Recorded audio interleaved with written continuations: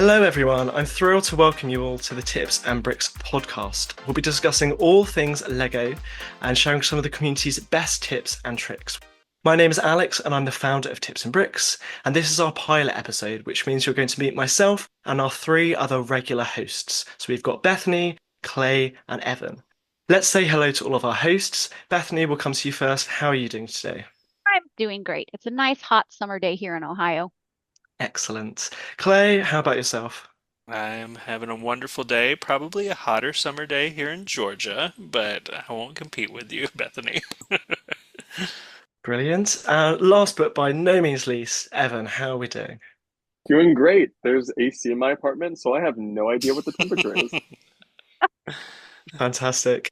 Okay, so you might know Tips and Bricks already from Instagram. We're a group of Lego lovers who post daily tips and tricks for building custom Lego models. So building Lego models without instructions. So I started the blog back in 2017 as I saw the amazing builds online and really wanted to improve my own skills, but also share that journey as well. And nearly 6 years later, we've built up a team of 23 contributors, and Evan, Bethany, and Clay are all part of the Tips and Bricks team. So we wanted to expand what we do at Tips and Bricks beyond our daily posts. We've already been innovating with new things like Instagram Reels or our Patreon, but we're very excited to bring our tips to you in this new podcast form. Each episode, two of us will be joined by a guest from maybe our team or perhaps the wider Lego community. We'll tackle a question of the week, discuss some tips around custom building, or even other aspects of Lego or the community. And we'll play some games as well. The games are definitely going to be my favorite. We're going to have some really fun games that you can play along with at home, like Guess the Part or our new game, Make It, Mod It, Mock It. Through the podcast, we hope you'll get to know the team behind Tips and Bricks and overall have a great time with us as we talk about all things Lego. Before we go any further and get started with our exciting first segments, let's take a moment to introduce ourselves properly. Clay, let's go ahead and start with you. All right. So I'm Clay. Like I mentioned earlier, I live in Georgia, which is the southeast of the United States. I currently teach college composition online, and I also do webinar production. I joined Tips and Bricks in 2022, toward the end of the year, mainly as a DEIB staff. So we do a lot of diversity, inclusion, equity, and belonging topics here on the blog. And then I also make some regular posts and some set reviews as well. Some of my favorite themes that are current would probably include ideas. I also am a huge champion of the friend sets, which I feel like a lot of AFOLs are really falling in love with lately. All right, Bethany, you want to tell us a little bit more about you? Absolutely. So as I mentioned earlier, I'm from Ohio and I teach online Lego classes for kids, which is just like the best thing in the world that I get to do. I'm also a mom to two T-fuls, T fans of Lego. So the fact that my kids have now transitioned into loving Lego as much as I do is fantastic. I don't think they're going to end up having any dark ages. My favorite themes include friends and ideas. I mostly serve doing contributor posts, but I'm also working on the new beginner series and I'm helping head up conventions. So if you see us Tips and Bricks at a convention, come over and say hi. Evan, let's go to you next. That's so cool, Bethany, that your kids are also fans of Lego. I think that's just such a privilege and a treat that you get to share that with them. Isn't it? Well, my name's Evan. I joined the Tips and Bricks team with Clay and Bethany in 2022. I am from New York City. I work as a curator at a gallery in Chelsea, the neighborhood full of art galleries. And for Tips and Bricks, I'm a contributor also. So I'm helping Bethany with the beginner series. Some of my favorite themes are Disney, the botanical line. I've also gotten into Star Wars more recently, though I'm definitely not as much of a super fan as some of the people in the blog, as you will probably come to find out. I'll turn it back over to you, Alex. Thanks, Evan. So my name is Alex. As you maybe can tell from my accent, I'm the odd one out. I'm from the UK, and I currently live in London and work as a project manager in the construction industry. My favorite themes are Star Wars, because I just absolutely love the films. Also the Marvel theme as well, but more recently I've been getting into themes like ideas because I really love seeing how AFOL's ideas can just be turned into actual real life sets. That's really exciting. I now manage the team on a daily basis, but I still make the occasional blog posts, especially some set reviews. Recently reviewed some friend sets. Overall, I just do some other background tasks like scheduling posts, assigning tasks to the team, but also really fun new initiatives such as this podcast. Now that we've gone to know everyone a little bit more, let's move into our first segment. Okay, so for our first game of the week, it's going to be Guess That Part. And for this very fun game, I have a few specific clues to a few specific Lego parts in mind. I'll provide up to 4 clues for our hosts, and they're going to do their best to be the first person to guess that part just based off the clues I provide. And you can play along at home if you'd like to, see if you can beat the other hosts, and in future episodes, our guests as well, and let us know how you do. So how it's going to work is all of our hosts are going to have their own buzzing sound. So when they think they know the answer, they're going to buzz in and they can guess up to 1 time per clue. So Bethany, let's hear your buzzing sound. Clay, let's hear yours. Hey! And Evan, what's yours? Fantastic. Okay, is everyone ready to get started? I'm We're ready. Yes. Hey, let's go. So hopefully, I don't want to embarrass anyone here, but we're going to start with a nice easy one. The very first clue we're going to start with is this everyday part was released in 2012 and has been featured in over 1,200 sets to date. So it's a very common part, released in 2012 and released in over 1,200 sets to date. So even though it's not been out, just over a decade, it's coming in a lot of sets. Yeah, that's 100 sets a year. Yeah. 2012 is definitely when I was getting even more back into the hobby, but but isolating a part that would have been new that year, I don't know.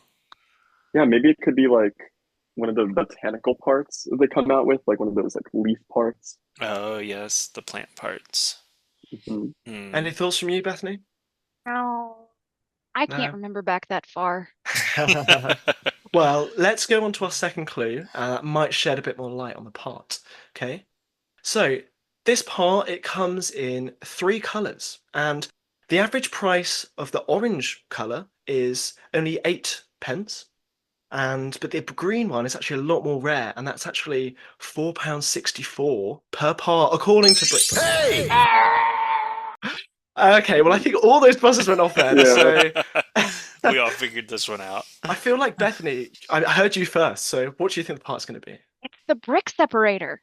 No, is Nicely. it? Is it? Correct. Yeah, you Oh, got it. shoot. Correct. I thought you were saying no. I was like, what? Yeah, that would Okay. have been Oh my shocking. God. Imagine all those fingernails before 2012. Well, they did have brick separators before. Yeah, they were our fingernails, Evan. Wow, amazing. Well done, Bethany. But I feel like everyone got that there. Parts only come in 3 colours. That's quite the giveaway, isn't it? Is that what all kind of triggered your memory? For sure. Yeah. Yes. The other clues I had were this part isn't your typical brick. It's included in certain sets and not others. No one really knows what Lego's criteria is for including. Like sometimes it'll be in a $20 set, sometimes it'll be in 100. Like no one really knows. Do any of you guys have the ultra rare green modern brick separator? I do. Wow, Bethany. Which set did you get it from? Because there's the train and the Palace Cinema, right? Yeah, I have no idea. We get a lot of bulk Lego, and so it was just in a Hmm. giant tub of stuff What? somebody gave us. Yeah. Wow. That's so cool. I had the Palace Cinema back in the day, and I don't know where my green brick separator is, but I didn't throw it out, so it is somewhere in my home. I should look for it It's probably at the bottom of a big box of Yeah. Lego bricks, isn't it? for sure. Okay. And then the final clue was going to be you probably have this lying around somewhere in your room, but you can never find it when you need it. So I'm sure everyone's had that experience, right? Unless you're Yes. like Evan and you have them prepared. They're like everywhere. I think I have one in every room. Like, I know I have one in our truck as well. No reason why it would be there, but To fix your car with a brick separator. yeah, when you're building on the go. It can fix absolutely anything with brick separator, unless it breaks first. You just said build on the go. I just saw a reel the other day of someone that was like, oh, how to pass your time on an airplane. And they're like dumping out and building a Lego set on the plane. And I'm like, that is crazy. Like, where do the pieces go? Like, how do you even, what if you hit turbulence? That's the key thing. Like I'm just waiting for one bounce, or the person who's got the seat in front is like, "Oh, nap time, recline." Oh, totally. Okay, brilliant. So some fun facts about this part is you can use this part very creatively as well in mocks. So we've done quite a lot of posts from the blog. I've done, I think, 3 by now as well. And you can use it as wings of a Lego X-Wing, the iconic Lego duck beak. You could turn it upside down for roofs. You could use it as a treadmill. The list goes on and on. It really just depends how creative you are, how you want to use this piece. Because it's got a really nice, unique shape, nice textured back, and it comes in some bright colours as well. Fantastic. Let's move on then to our second part because we all got that very quickly. I wonder if any of our listeners at home, though, got it on the first guess. I'd be very impressed if they did. Okay, so our second part now.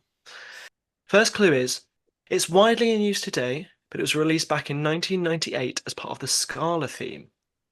Any guesses based off that? Anyone want to buzz in? The umbrella? Not the umbrella, but good guess. That was a very prominent part in the Scala theme. I don't know. I think I'm going to withhold my guess. Not that I get anything for it, but I have a Scala set in my bulk stuff that somebody gave me, and I'm thinking through all the parts. But you said iconic? What was the clue again? I said it's widely in use today. I think it's going to be like a wall panel. I'm going to retain my guess. Okay, so not going to submit. Nobody else heard that. Okay. Well, no. After you say that, let's guess a wall panel for 200, Alex. what size wall panel? Oh, I'm afraid, Clay, it doesn't matter because it's not a wall panel. Good to know. So we don't have to guess through every size. We're not going to go through it. I'm not going to put you through the pain, Bethany, of Thank trying you. to think and then me just going, no, it's not. Okay, let's head off to our second clue then. So this part has an untraditional, unique shape. In fact, I would say there's no other Lego part that quite has this exact shape. And Bethany's eyes tell all that she is not quite sure what I mean by that clue. I have no idea. It's thinking like some type of arching brick.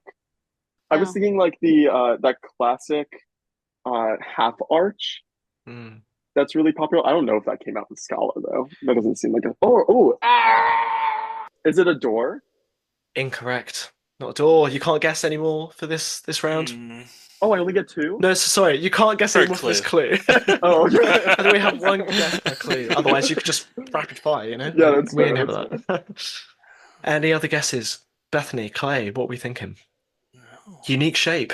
Right? I'm trying to think of like more organic shape, so I'm thinking of plant or food right now is where I'm getting really hung up on. Because I'm just trying to think of it like not being a single stud or a circle or a square, but like what's a strange organic shape that's still in use? But Bethany, go ahead. It's not the watering can because that was introduced. Are you there. saying this is your guess? Because I'm not hearing any buzzes. No, I am not. I am just thinking out loud. That is not my Wait, guess. we get one per clue. Hey! Go on, Clay, what is it? I'm gonna guess it's the watering can. No, it's not. But I love how you just blatantly stole that from Bethany. I don't know where I got that idea, but you know, it's just such an organic What spark shape. of brilliance, you know? Like, I'm not sure where that would have come from. Unfortunately, it's wrong though, so nice try. Wow. So I stole something and got it wrong. That's what you get for stealing my stuff. Let this be a lesson to all of you out there listening. Okay, so moving on to clue 3. We have done a Favourite Brick Friday of this part. So Favourite Brick Friday is where we look at one part and we show a bunch of different uses outside its traditional use. And the unique uses have ranged everywhere from cheese gratings to straw roofs to saxophones and greebling. Hey! No, wait. Clay, No, wait. what are you buzzing in? I was buzzing in, but then I lost it. As in you had it and then it went out of your brain, or I said something and it made No, you you think said it's not cheese that? grater, and I was thinking I could visualize the cheese grater mock that we featured, but then I realized I Oh, couldn't. I hope you're not looking up that post right now, Clay. I know I'm not. Evan's eyes are real suspicious. What? Keep your hands where I can see them, Evan. I don't want to see them on the keyboard. I'm like sitting so far back from my computer. Thinking of like when you said food, like the chicken wing, but now I'm trying to see how a chicken wing could become a cheese grater. Well, no. So as I said cheese gratings, Oh. not cheese grater. Oh. Cheese gratings. For those of us who were waiting patiently, give the clue. So, you're a star pupil, aren't you, Bethany? I will repeat it for you. So, we've done a Favourite Brick Friday of this part, and unique uses have ranged from cheese gratings to straw roofs, from saxophones to greebling. Any guesses? Hey! Have you already had your no, you oh, I buzzed in, but I never okay, but I don't guessed. think you can buzz in and then not you. I agree with you. I'm really testing every boundary in this game I, today. I feel like you may have it right as well, Clay, so I'm going to purposefully make you wait because you've cheated. So, Bethany, go ahead. Is it the claw piece? Which claw are you thinking of? The one that has 1x2 plate on it and then it has like the 3 fingers that come out? The modified plate with claw, it's used as the roofing on Aisha's cottage. And I've seen it used as food things, but a saxophone. But that Hmm. piece is newer. I don't think that was It back in Yeah. is. Yeah, Scala. that's true. It's too new. A saxophone. See, that's the one that throws me. I'm afraid it's a very good guess, but it's not that, Bethany. Is it a fish? It is not a fish. I was thinking of the clarinet from Lego Masters that Kelly Bartlett and Emily did. That was like, they had so much Hmm. NPU on it, and one of them was a little silverfish. It's a great part. It's not the part. Oh my God. We're going to move on to our fourth clue. Okay. I feel like this one, I feel like hands to buzzers, everyone. Okay. Are you ready? I'm Okay. ready. Fourth clue. Monkeys and minions are big fans of this part. Evan, Banana.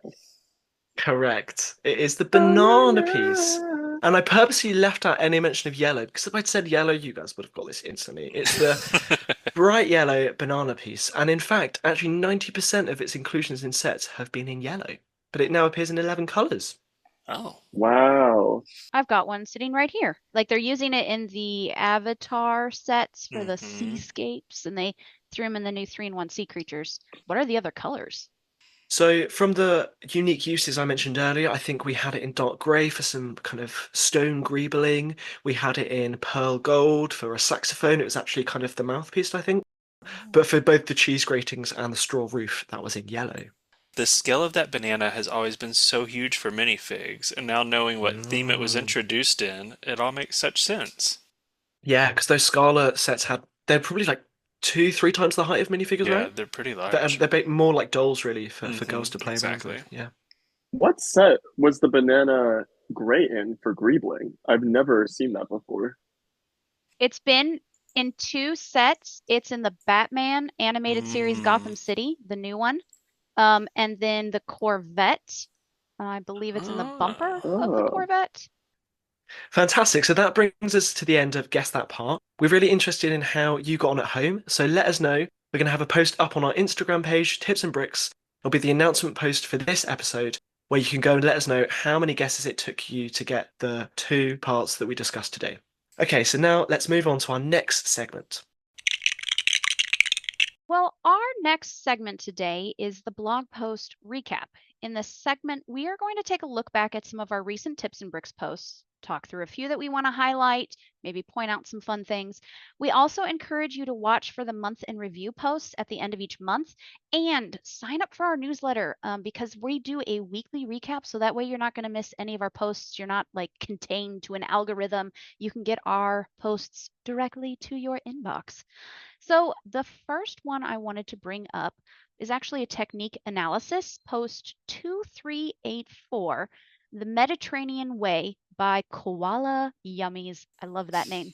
It is this beautiful Mediterranean home. It's got a 2-story building adjacent to a 3-story building. All sorts of great NPU on this, from boomerangs to cow horns. I love the rounded part that they use for the roofing. But I wanted to ask Evan, Clay, Alex, was there anything that stood out to you about the techniques that were used here, especially the roof techniques? Yes, I love this build, and the post that Ben put together really showed off all those intricate details that you kind of described already. But this just fits perfectly into any Lego city. It's a corner modular. It has two-toned buildings where you get this tall white one with the tan and gray and sand green beside it. So I think this would look gorgeous in any city, and I agree with you that the roof techniques are what really sells it and gives it that Mediterranean vibe like it has in the title of the mock. For me, what really sells this is actually the greenery and the vine work. I've been seeing more and more Lego mock artists using those vine techniques with the three-pronged leaf to go up a building and cluster them together. And it's so effective. And what I like about this one is they add in pops of pink and orange, and there's also magenta leaves. And it just adds this really nice vibrance, especially against the more neutral tone of the building. So I also didn't know that the hood piece could fit under that 1x6 arch. Only with the certain arch, though, as those molds continue to change over time. Oh, I feel true, like true. Lego sometimes is making these slight differences in ways that are helpful. I know that not every mold variation is some that people love, but this one in particular, I feel like the underside of that arch fitting perfectly with the curve of the hood was something intentional. Well, Clay, that's actually like the perfect segue for my next post because the next one I wanted to talk about, it's the beginner series posts that we launched. Evan and I are working on these, and I'm personally loving them because I feel like we're able to go back to the basics and like explain the theory of building from a very basic level. So it's helping fill in all those gaps and things that we just kind of don't realize as we go along in the hobby. But post 2412 is the lesson 3. It's on best practices. We talked about illegal techniques. And one of those illegal techniques has to do with the mold change, Clay, that you mentioned, when they changed up that 2x2 plated snot brick. I don't know an easier name for it because it no longer can fit two side by side into a 2x2 brick. But I wanted to ask you guys, illegal techniques, how do you feel about them? Do you use them? And do you feel that it's okay to have these illegal techniques? Firstly, I just love the topic of illegal techniques. Or whenever we post about it, the posts always are very popular because people go, "What could be illegal about building with Lego?" And yeah, there's nothing actually illegal, but it refers to putting bricks under stress, and it might mean that they deform if they're put under stress for a long period of time. Lego designers will often avoid those techniques. I personally, I probably would avoid using illegal techniques. It really depends how much stress is being put on the bricks. If it's something like, there's a really great tree technique actually where you can weave 6x5 leaf pieces together. They're quite flexible bricks already, but causes some deformation. Generally, you can flex them, they'll be fine again. But if it's anything where you're putting some pressure, say on minifigure parts, minifigures can be a bit rarer and a bit more expensive. I would probably avoid that because I'm quite precious about my minifigures and parts in general. So that's my perspective on illegal techniques.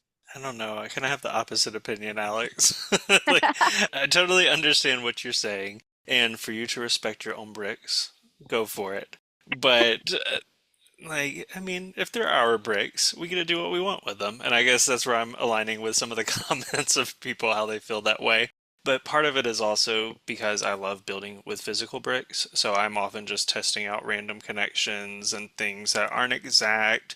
And I have to continue to play around with it. So there are times where, sure, I've broken bricks before. Sure, I've done techniques that you would never ever find in a Lego set. But to me, that's also part of the joy of finding it by discovery, like testing out things and they're not great, they don't work well, but they end up looking okay, or they teach me, okay, this is not something I can do. Let's go back to the basics on this one. Mm. I would ask Clay, do you think there's a difference then? If you break a brick because you're like experimenting with a new technique and it snaps, whatever, is there a difference if you have like, say, brown bricks, which might break because I think they had a production issue? If, say, one of those kind of broke apart using a more classic technique, is there a difference for you? Do you just go, oh, never mind, they're bricks, I can get more bricks? That's how I feel, honestly. Yeah. I, yeah. And I mean, I believe Evan actually made the post before of the brittle brown bricks as like a favorite brick Friday. And I loved seeing that. And even in some of my builds, I have like yellowed, ugly, broken, not quite beautiful bricks that I think kind of adds to the whole picture of it.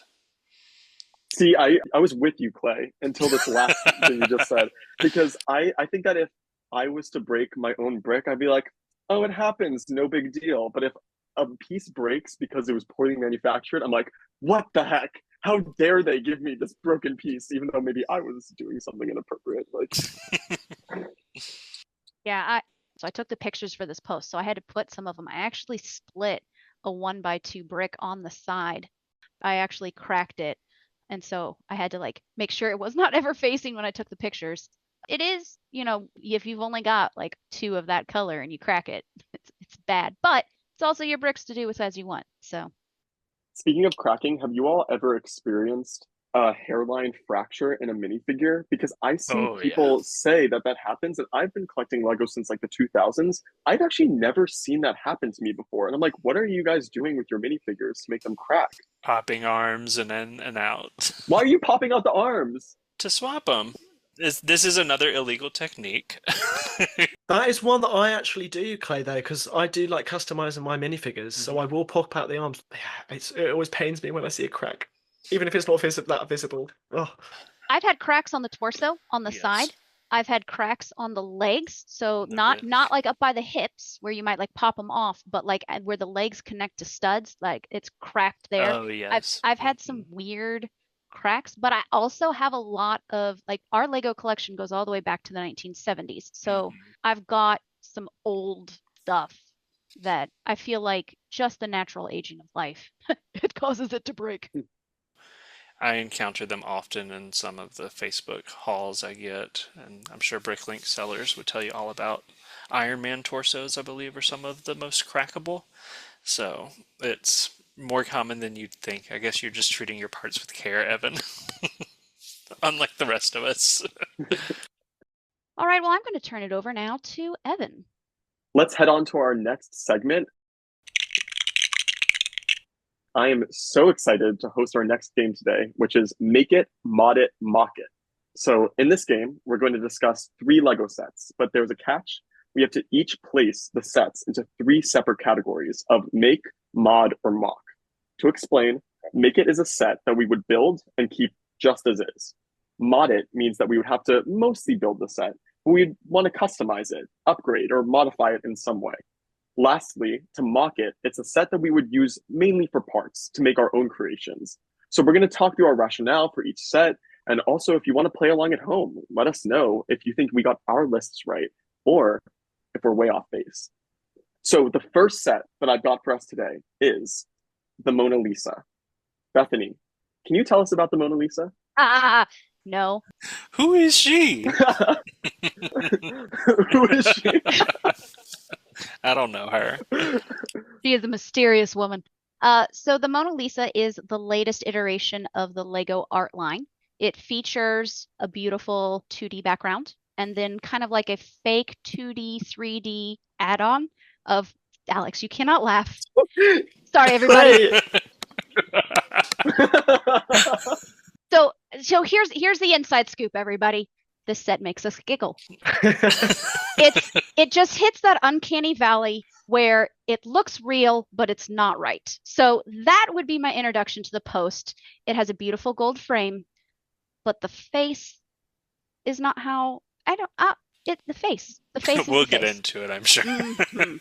There you go, Evan. Yeah, I mean, just so for a broader introduction, it's a painting created in the Renaissance time by Leonardo da Vinci. So that is the first set.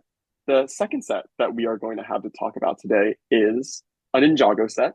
It is Ornament Temple City. Alex, can you tell us about this set?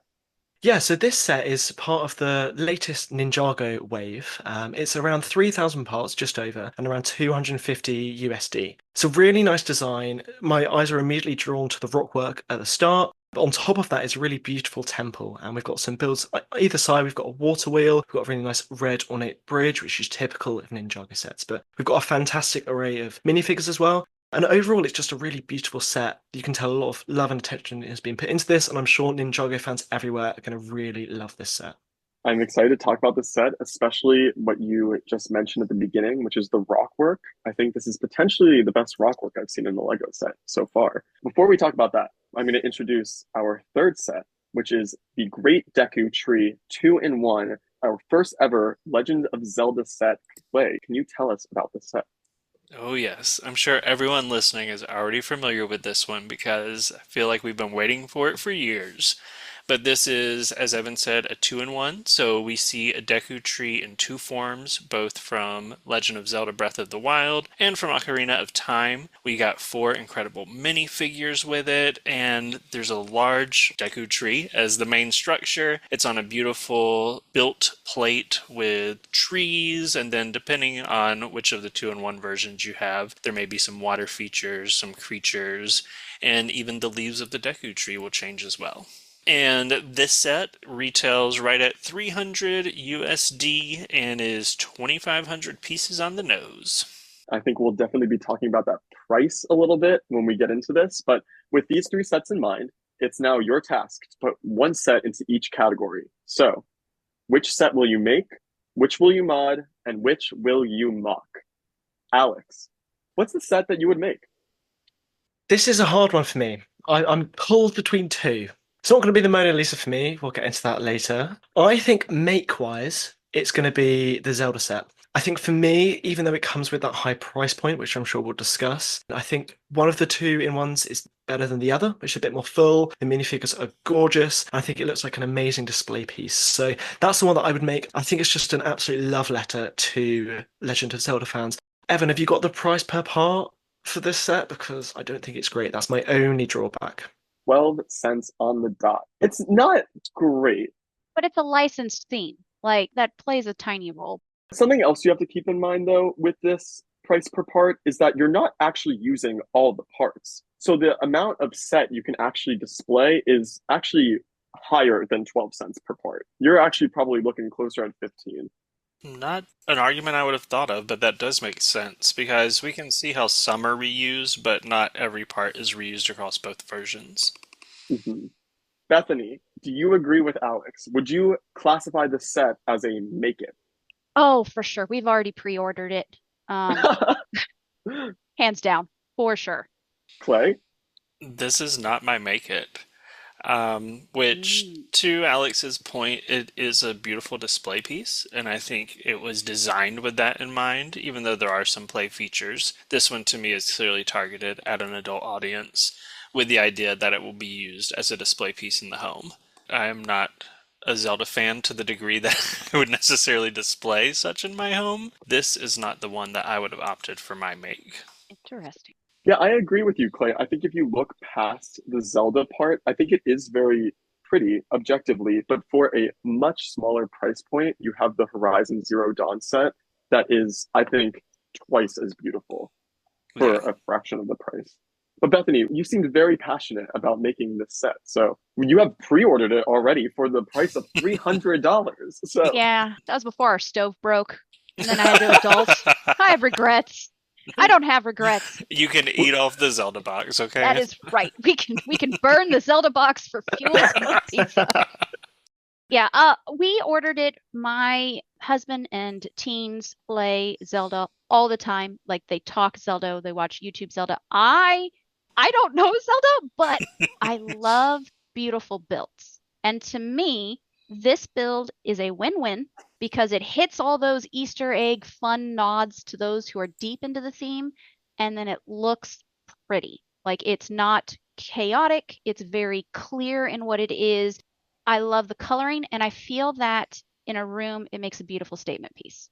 yeah, the minifigures are top tier, utterly top tier. I think that there's no critiques when it comes to that. And them alone, I can't even imagine on the secondary market what Link is going to be going for. I just think another interesting point about the price here is I feel like Lego are testing out the market here. They often do this. It's a very popular IP, Legend of Zelda. It's the first set. Hopefully we'll get other ones. 300 is expensive, but I feel like they've put it at that price because they want to see how many people buy it. And from Bethany pre-ordering it, I feel like so many other people will have done. They'll be able to see from who has pre-ordered it. They will know, and I feel like they just can charge this much for those adult price sets.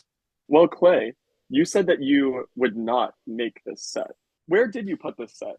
So for this set, I actually classified as my mock-it. And I know that may be a surprise, but we've talked about how beautiful these minifigures are. And to me, I would be happy to use these minifigures in any type of build, creating a small scene.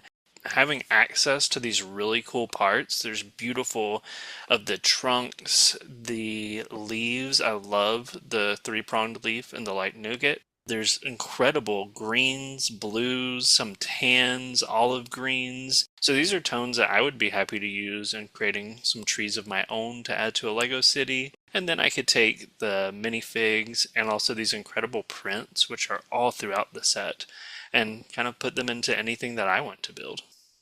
I actually completely agree with you, Clay. I think that this set was also under my market, but maybe for a slightly different reason. I like that you took the market side as more, how can I use these parts? For me, I was like, this is my least favorite build, trash.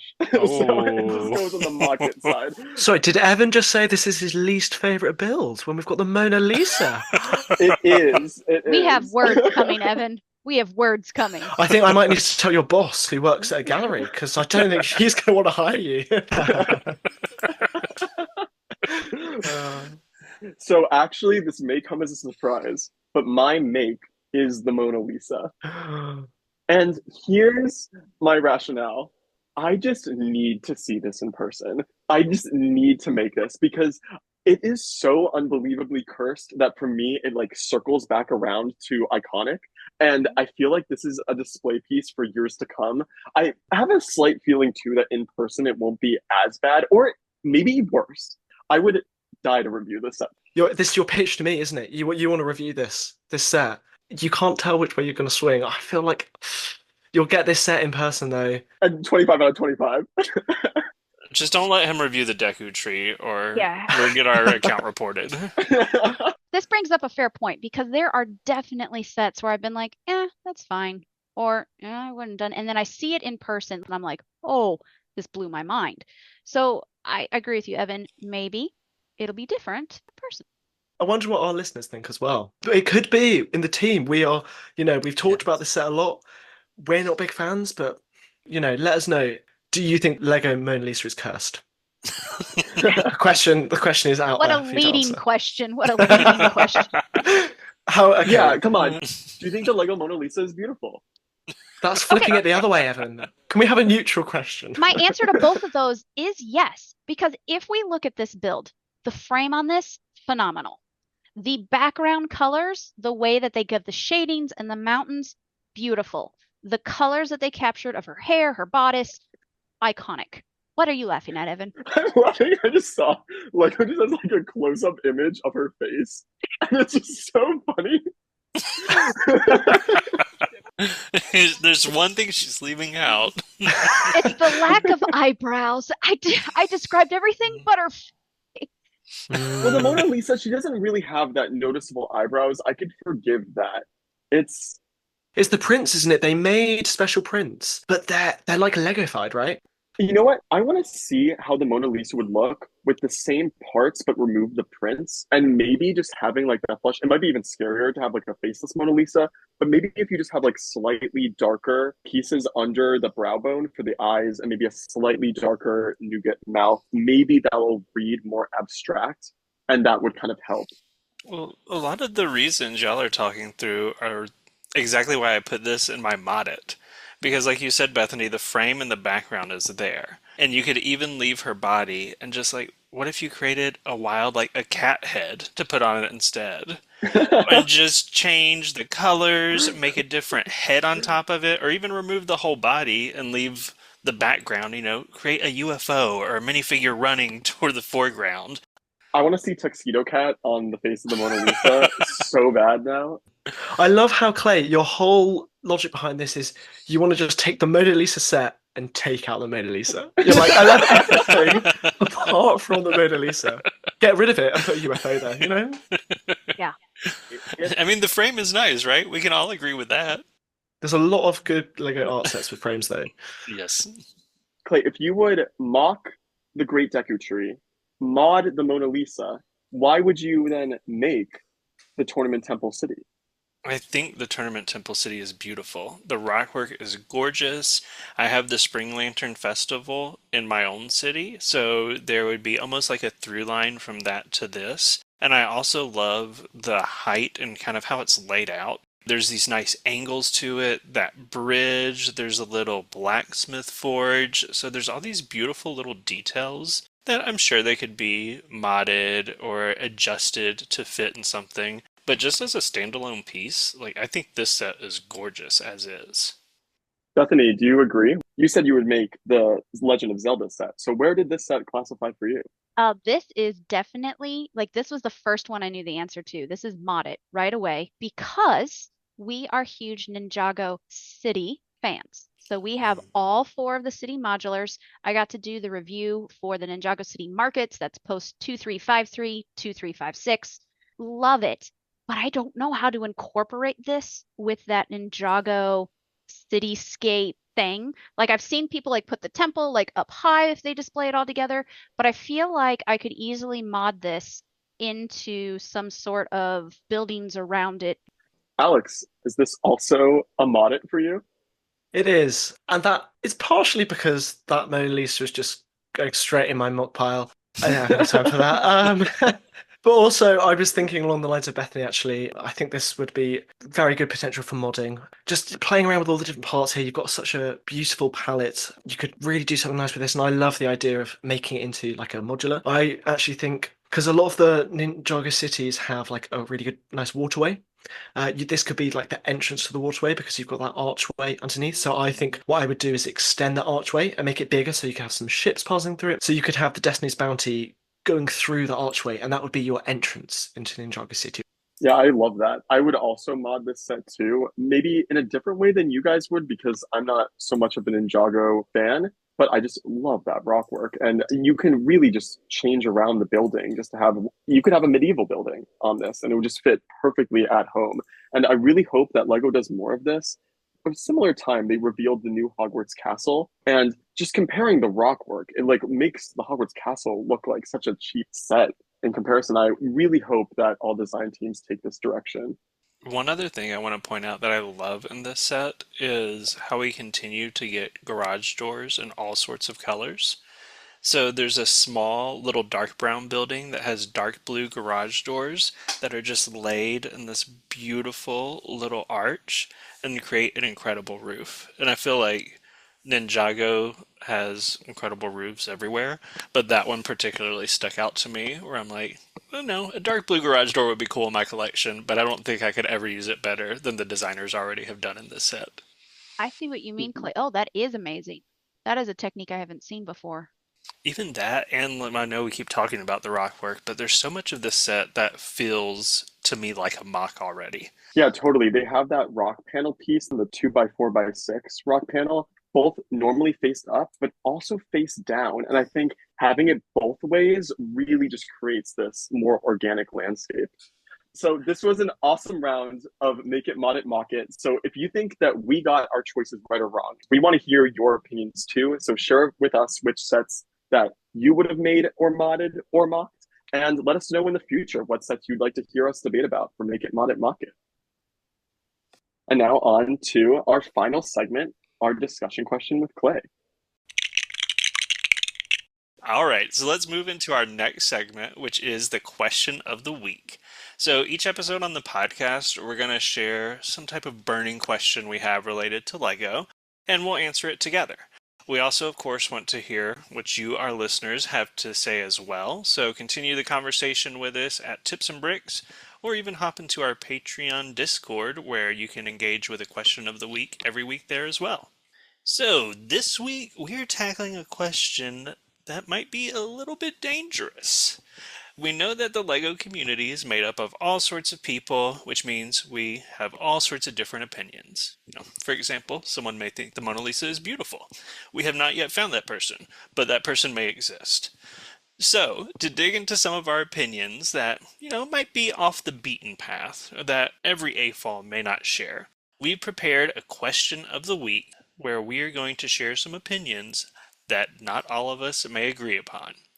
So this week, our question of the week is, what's a controversial LEGO opinion that you have? I feel like, firstly, as well, our listeners, they should vote for what they think is the most controversial opinion. Of the four of us, we'll get a poll going, and they've got to vote. So I guess I'll go first as I've started talking. This one is a very personal opinion. I recently just graduated from university. I'm living in quite a small flat in London. I don't have much space to display Lego sets, but I've always been someone who just loves getting multiple sets with so many minifigures, rather than those big sets. The big sets I'm talking about the Eiffel Tower, I'm talking about the Ultimate Collector Series 8080. For me, those are just too big, both too big to display, but also the money I'm dropping on those just does not make sense to me. I would rather spread out my money, maybe buy a Ninjago set, buy a Monkey Kid set, try out some different themes. And I feel like, you don't even have to spend over 100 now to get a really amazing building experience that looks great on a shelf. So that is my controversial opinion. What is everyone else's thoughts on this? Yeah, that's what I was like. Is this controversial enough? Because I was agreeing with everything you said as we went along. Maybe let's go with this. Sets like the Eiffel Tower and Ultimate Collector Series 8080, they're too big. No one wants them that big. Make them smaller.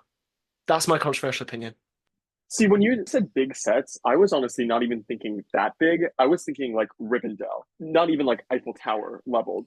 See, that is a set that is just on the cusp. Like, it's just slightly too expensive, but I do really love Lord of the Rings. So I'm umming and umming. I feel like I might get it and put it away, and then when I have a bigger place, I proudly display it. But right now, I just can't. What about like Ninjago City? It's in a box. Oh, in the box. Well, it's built and put back in the box. Bethany, what do you think on this? I know you buy a lot of sets. You mock Yep. a lot as well. Do you have any massive sets? Yes. So we just got, again, right before our oven broke, we're like, hey, we've saved money. Good for us. Don't save money, guys. Bad things happen when you save up. Just kidding. We got Rivendell and Barad-dûr and Zelda. We were like, yes, we've saved up. Let's do it. And then our stove died literally right after we pre-ordered Barad-dûr. Anyway, doesn't matter. It's fine.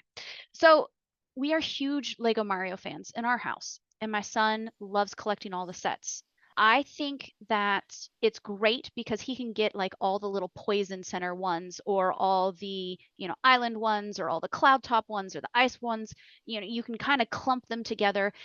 I feel like there could be a happy medium between those where they stand alone, but also like the Harry Potter, like I feel like the new castle line where you're buying Owl Tower or you're buying, Evan, you'll have to help me out. I don't know the other words. Great Hall. Great Hall, yes.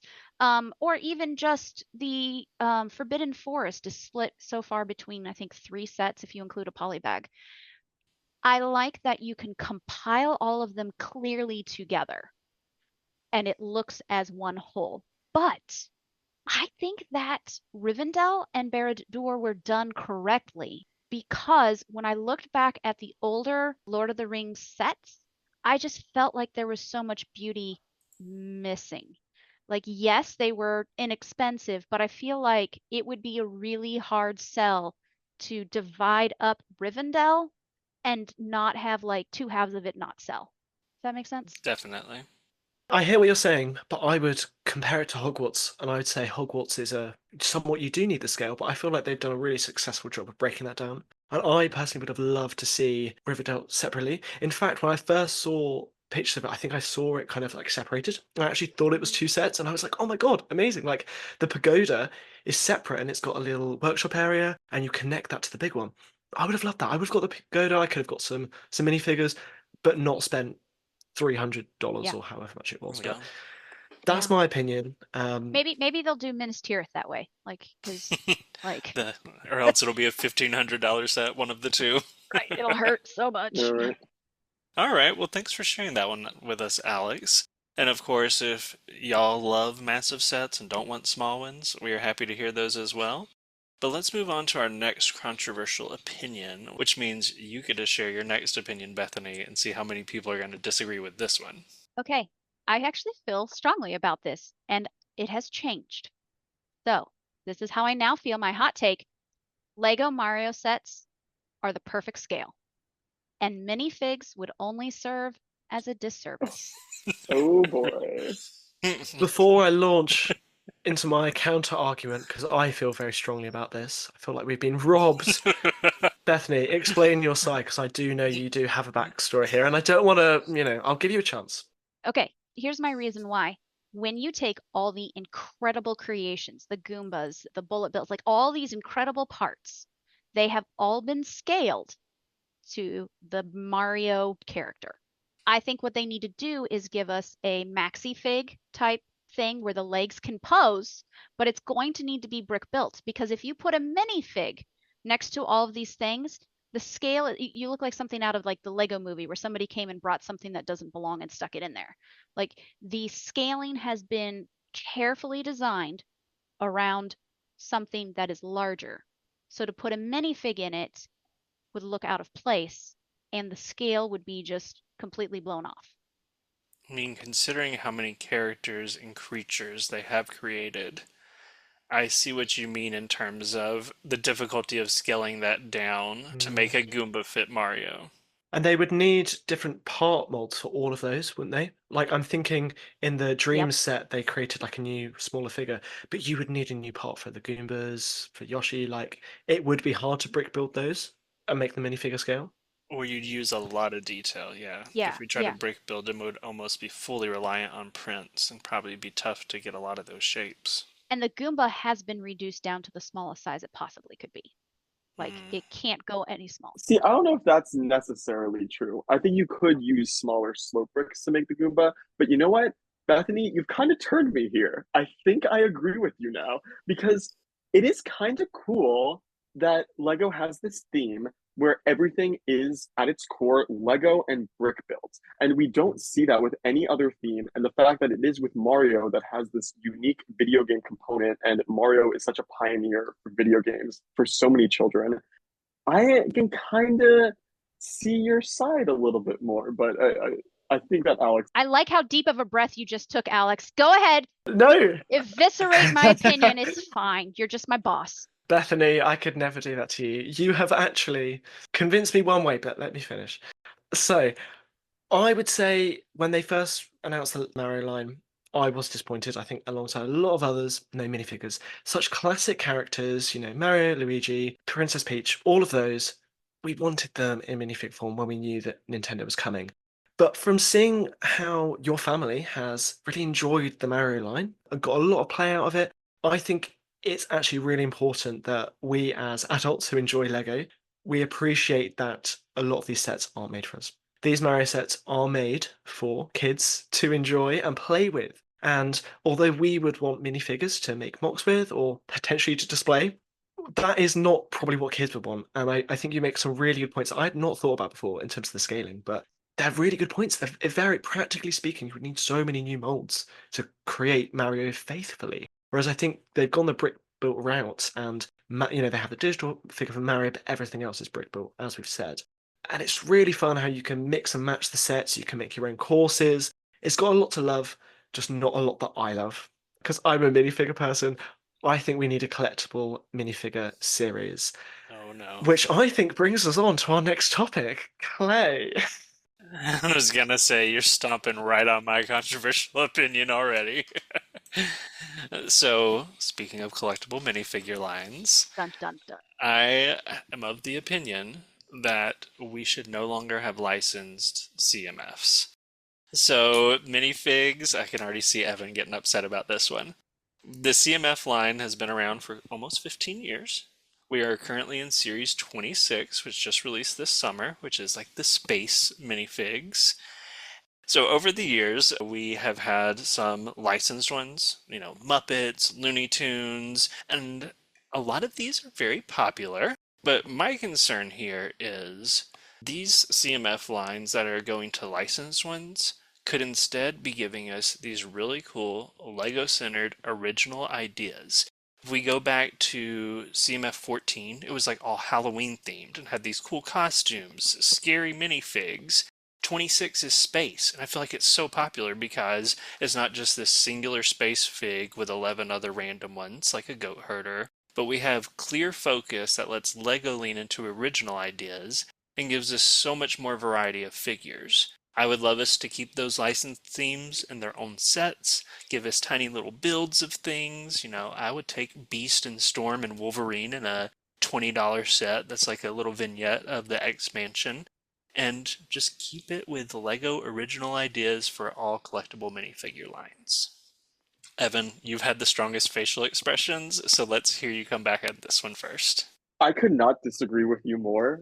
In fact, I think I have a bonus controversial opinion, which is the exact opposite of your controversial opinion, which is I think that there should be no classic Lego themed CMFs and only license themed CMFs.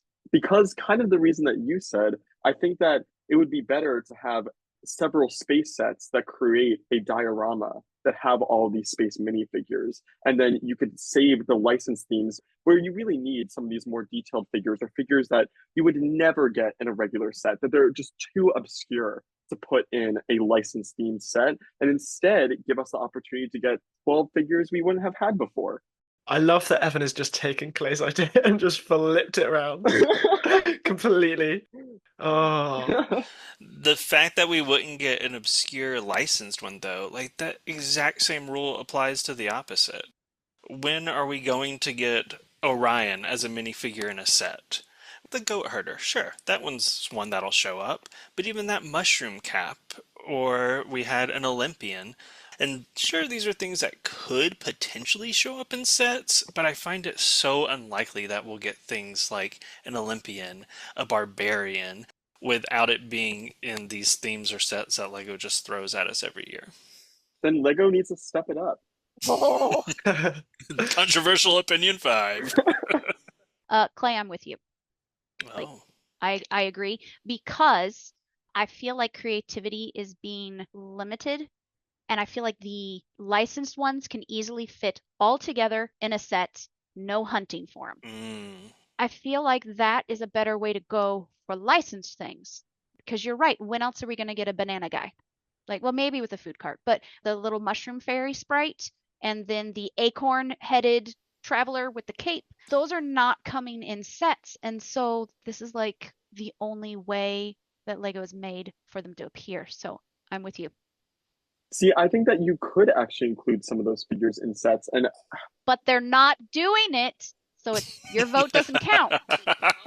because of the CMFs. The CMFs are limiting and they're constricting the designers to have to think narrow. Evan, no, I want to be on your side here. Evan, I'm just grasping. I really want to be on your side here, Evan. And at the start, I was on the side of I love license CMF lines because I'm a big Marvel fan, and I know you're a big Disney fan. And I know we've only got minifigures like Stitch through the line, so I can see where your passion is. But I just think you're living in Cloud Cuckoo Land. Those lines are not limiting the sets. Lego is slowly dipping their toes into more retro themes like the castle. We need them to go all in with some other sets that break away from those, but we're not getting those yet. And I feel like until we do, the CMF line is a good place to do that. The one other point I would make is, Clay, you said, they do a huge variety, but I actually think they've done quite a few repeats in quite a few of the Yeah. years. So I do actually think they are running out of ideas unless they do a specific line like space. Obviously, they could Yeah. do so many different ones in that. They need to create more themed ones. I think when they do just general ones, we often get repeats. And I think we would have space for that if there were 3 non-licensed ones per year versus some years we've gotten 2 licensed and a single Lego original one.